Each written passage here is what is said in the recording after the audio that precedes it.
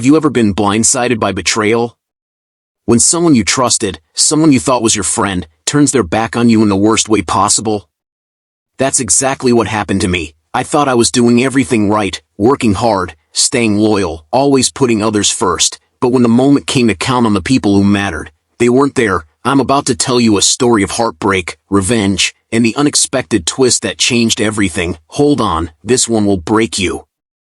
Hey, I'm Ryan, 30 years old, and just like you, I'm trying to make it in this crazy world. I work in corporate sales at a mid-tier tech firm in Seattle. Not exactly glamorous, but it pays the bills. I wake up every morning to the same grind, my alarm buzzing at 6:30 a.m., the smell of stale coffee from the break room filling the air, the hum of fluorescent lights overhead as I drag myself through another day at work. It's the same every day, but honestly, I've learned to make peace with it.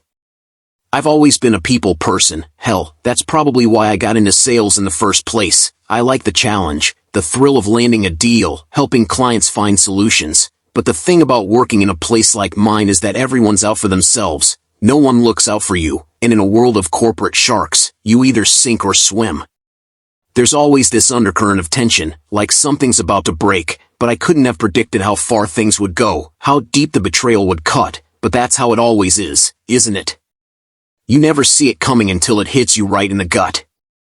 It was Sarah, my closest colleague and best friend at work, the one person I trusted more than anyone. We'd been through a lot together, worked late nights on proposals, celebrated promotions together, even helped each other navigate the mess that was office politics. She was my rock, or so I thought. I remember the day it all started to unravel. It was a Thursday morning, just after the big meeting with our CEO, Mark. We had been working on this huge project, a potential partnership with a major tech firm that could change everything for our company. We had the inside track, and everyone was counting on us to seal the deal. I was pushing hard, doing everything I could to make it happen, even giving up weekends and family time. But Sarah?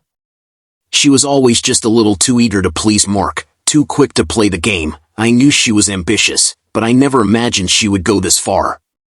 One afternoon, Mark called me into his office. My heart dropped as I sat down in the plush leather chair across from his desk. "Ryan," he said, his voice cold, "I've been talking with Sarah. She's got some great ideas for the direction of this partnership. You've been a solid performer, but it's time to step back."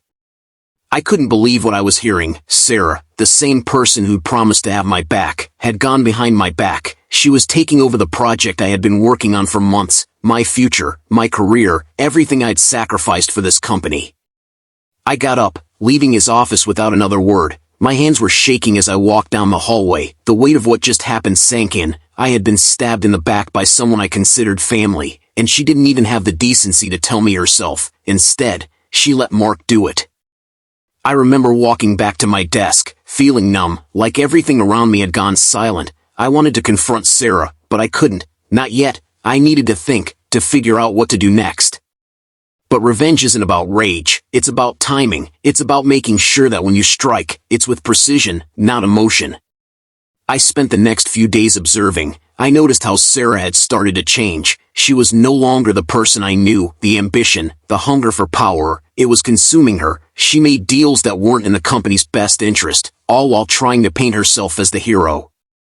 I wasn't going to let her win. I knew I had to outsmart her, expose her for what she truly was. But I wasn't going to do it through a shouting match or a petty confrontation. I needed a move that would hit her where it hurt, publicly. I started gathering evidence. I made quiet calls, dug into the company's financial records, and started building a case against her. Every move was calculated. No one would see it coming. Then, everything started falling apart for Sarah. It was a slow burn at first. Mark started noticing inconsistencies in Sarah's reports. Other employees began speaking out about questionable decisions she'd made. I wasn't the only one who'd seen her manipulative ways. The walls were closing in on her.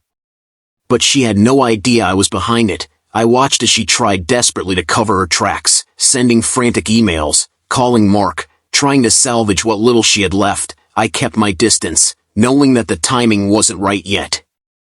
The day of the company's annual meeting arrived. It was supposed to be Sarah's big moment, where she would present the partnership deal as the new star of the company. But what no one knew was that I had sent an anonymous email to the board, exposing everything.